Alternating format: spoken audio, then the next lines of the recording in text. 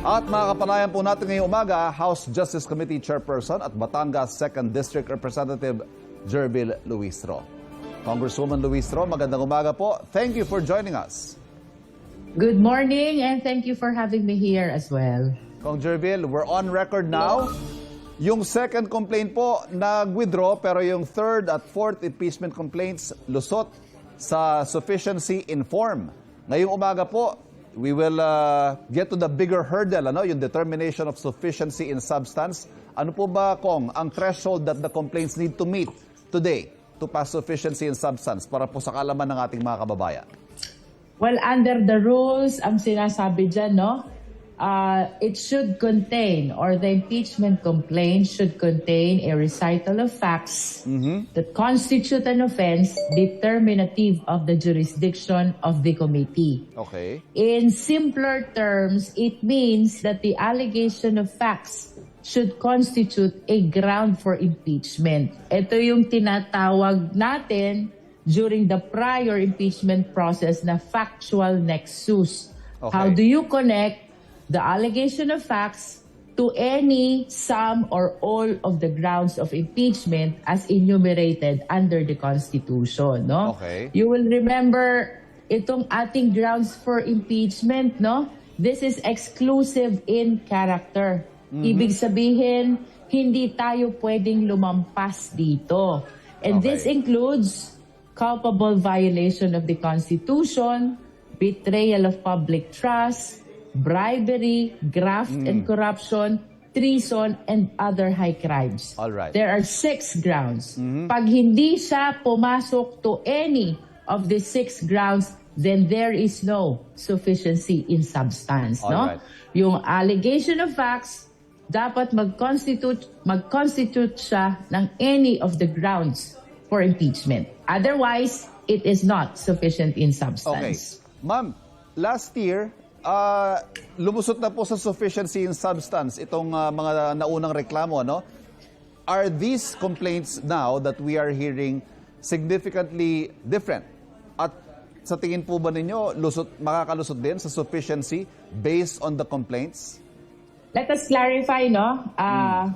Perhaps it's not accurate to say na lumusot sa sufficiency in substance because Okay. you will remember our first impeachment complaint was based on the second mode. That was by the filing of at least 1/3 of Okay. all the members of the House. You All will right. remember, we described this as the express lane. Hindi siya dumadaan sa Justice Committee. So there is no such thing as determination of sufficiency in form and substance. Okay. Salamat po sa paglilinaw. Ito naman po, scenario. Sakali po, maging sufficient in substance sa Congresswoman Luistro, ano ho mga susunod na mangyayari? Okay.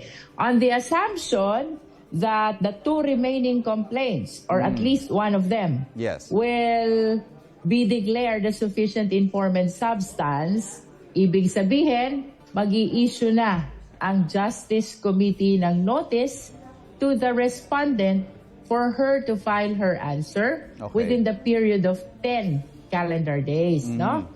Kapag natanggap na ng complainant itong answer na ito from the date of receipt, the complainant is given likewise a period of 3 days, 3 calendar days, to file their reply. No? Okay. And then from receipt of reply by the respondent, she is given again a period of 3 calendar days to file her rejoinder. Ang tawag natin dito, responsive pleadings. Okay. Reason why we call it responsive pleadings is because nagsasagutan sila. Diba? Alright. Remember, from complaint, sasagot yung respondent, we call it answer.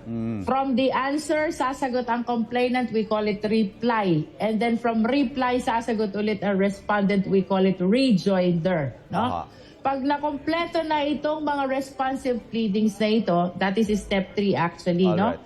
Dito na rin mangyayari yung submission ng evidence, including the swearing in of all affidavits and counter affidavits, no? Okay. Kapag kumpleto na ito, responsive pleadings and evidence, including the affidavits, the committee shall determine whether there is sufficient basis that support the impeachment complaint. All right. If found in the affirmative, we go to step 4. Ibig sabihin, kung lumusot siya sa step 3, then we go to step 4. Ano naman yung step 4? We call this the hearing proper. Iimbitahan na ang complainant, ang witness, and even the respondent. No? Alright. It is oftenly asked, paano pag hindi dumating yung respondent? So Yes. this is our answer to that. Yung presence po ni respondent doon sa hearing proper, that's part of her due process. Karapatan niya po yun. Option po And niya, as- apa. And as to whether she will come or not, that is actually her option, her prerogative. So it will not harm her except she will lose the opportunity to defend herself Okay. personally. All right. Okay, yun lang po yun. But that is actually her prerogative. Okay. And then to So- complete the process, no? Pag natapos ang hearing proper, we go to step 5. Boboto na ang Justice Committee whether or not there is probable cause that support the impeachment complaint. No? Alright. Whatever is the decision of the Justice Committee, we will be writing that in a committee report which will be subject to the approval of the plenary by at least 1/3 vote of all the members of the House. Okay. Kong, kamakailan lamang po nag-anunsyo si VP Sara na siya'y tatakbo sa pagkapangulo sa susunod na taon. Ito pong factor nito, wala ito last year. The individual congressmen, of course, will make public pronouncements na wala itong epekto. They will rule based on the principles and conscience and evidence. Pero we also cannot deny the fact that impeachment is a political process more than a legal process. Sa tingin po ninyo, itong deklarasyon ng Vice Presidente, how will it affect your fellow congressmen in handling this particular impeachment complaints? That is always a possibility, no? That is always a possibility. But again, I hope that the members of the House will always realize that this is a constitutional duty, given the fact that this is a political process. I hope we will not forget that we owe this fidelity to the sovereign Filipino people. We do not owe this to the president. We do not owe this to the vice president. We owe this to the sovereign Filipino people. So I am hoping that the members of the House, as we continue to deliberate and as we vote at the end of this deliberation on the existence of probable cause. I hope they will realize that apart from being a political process, this is a constitutional duty to the people whom we serve.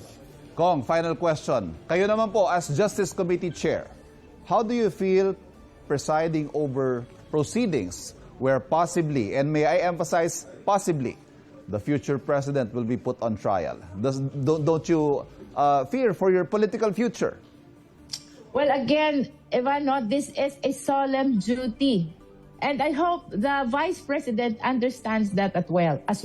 Sabi ko nga sa opening statement kahapon, this is not a question of gusto ba namin o ayaw namin. This is not a question of pro-administration ba kami o pro-Duterte kami. This is not a question of preference. This is not a question of choice. This is a duty.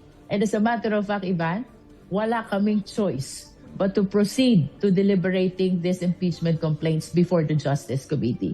This is obligatory upon us. Walang choice not to proceed. The only option is to proceed, no? And I hope the Vice President, as a public servant, I hope she understands that as well.